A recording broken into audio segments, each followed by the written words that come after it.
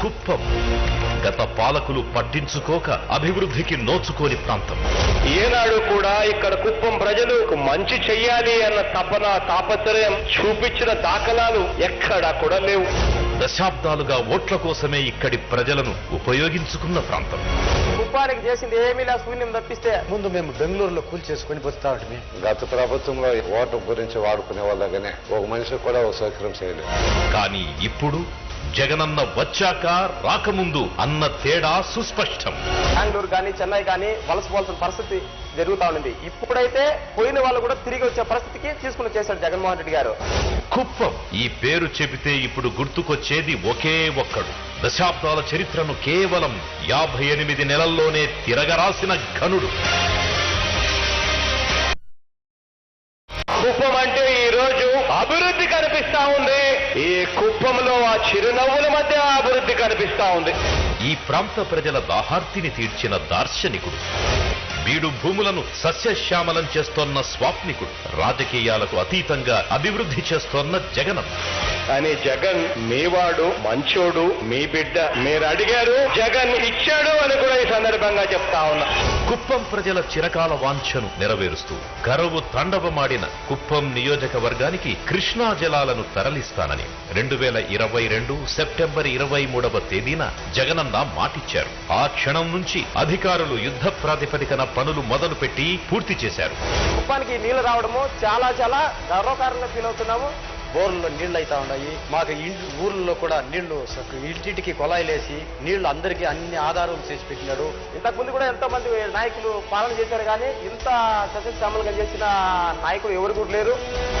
కుప్పం నియోజకవర్గంలోని 110 minor irrigation చెరువుల ద్వారా 6,300 ఎకరాల ఆయకట్టుకు సాగునీరు, కుప్పం పలమనేరు నియోజకవర్గంలోని సుమారు 4.02 లక్షల మందికి తాగునీరు అందిస్తూ అనంత వెంకటరెడ్డి హంద్రీనీవా సుజల స్రవంతిలో భాగంగా 560.29 కోట్ల రూపాయల వ్యయంతో చేపట్టిన కుప్పం బ్రాంచ్ కెనాల్ పనులు పూర్తి చేసి కుప్పం నియోజకవర్గానికి నేడు చిత్తూరు జిల్లా రాజుపేట వద్ద కృష్ణా జలాలు విడుదల చేస్తున్న గౌరవ ముఖ్యమంత్రి శ్రీ వైఎస్ జగన్మోహన్ రెడ్డి.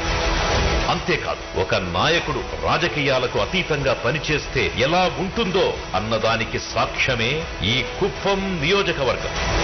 రాజకీయ పార్టీలు చూడకుండా ప్రతి కుటుంబానికి కూడా సంక్షేమ పథకాలు అందిస్తున్నారు. జగన్మోహన్ రెడ్డి వచ్చిన తర్వాత రామకుప్పము కుప్పాన్ని సస్యశ్యామలం చేస్తా ఉన్నాడు. ఈ నీళ్లు వచ్చిందే ఇక మాకు ఎప్పుడు గాని గ్రౌండ్ లెవెల్ అంటూ తగ్గనే తగ్గదు.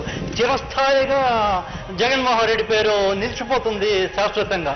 కుప్పం నియోజకవర్గానికి మున్సిపాలిటీ హోదా, revenue division, police sub division ఏర్పాటు, 66 కోట్ల రూపాయలతో కుప్పం మున్సిపాలిటీలో అభివృద్ధి పనులు, నియోజకవర్గంలోని 4 మండలాల అభివృద్ధికి మరో 100 కోట్ల రూపాయల మంజూరు, పాలారు ప్రాజెక్టులో భాగంగా 0.6 టీఎంసీల సామర్థ్యంతో రిజర్వాయర్ నిర్మాణానికి 215 కోట్ల పరిపాలనా అనుమతుల మంజూరు.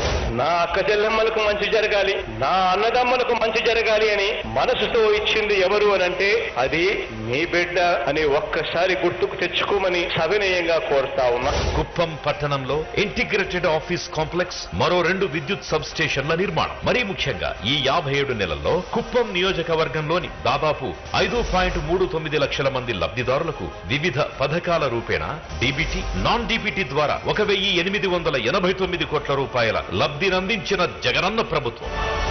తండ్రి ఆశయాలకు అనుగుణంగా ఒక్కో ప్రాజెక్టును పూర్తి చేస్తూ ఆంధ్రప్రదేశ్ నలుమూలలా సస్యశ్యామలం చేస్తోన్న జగనన్న, నీకివే మా కృతజ్ఞతలంటోంది సమస్త ప్రజానీకం.